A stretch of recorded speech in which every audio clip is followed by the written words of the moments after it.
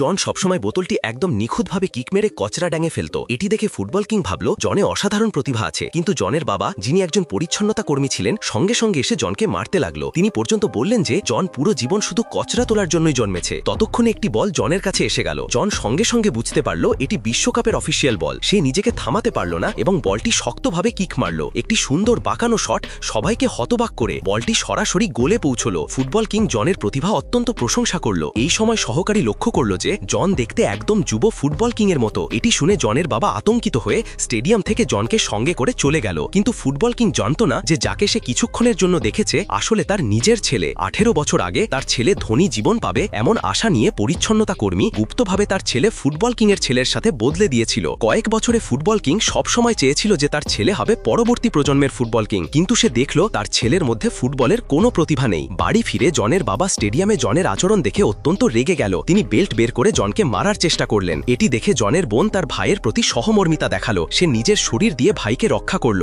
বাবা সতর্ক করলেন যে সে আর ফুটবল স্পর্শও করবে না, তারপর রেগে চলে গেল। তৎক্ষণাৎ জনের বোন ভাইকে প্রেরণা দেওয়ার জন্য তার সমস্ত সঞ্চয় থেকে একটি পুরানো ফুটবল কিনে দিল। জন বলটি হাতে পেয়ে ঠিক করল সে তার বোনকে ধনী জীবন দেবে। এরপর জন কঠোর পরিশ্রম শুরু করল। প্রতিবার যখন জন বল কিক মারত এটি নিখুঁতভাবে লক্ষ্যবিন্দুতে পৌঁছত। ফুটবল কিং এর ছেলে একই মাঠে অনুশীলন করছিল। অন্যান্য খেলোয়াড় তার পথে আসার সাহস পেত না, কারণ সে ফুটবল কিং এর ছেলে। এটি তাকে মনে করালো যে সে খুব ভালো খেলোয়াড়। অহংকারে সে বলটি শক্তভাবে মারল, কিন্তু হঠাৎ বলটি জনের বোনকে লেগে গেল।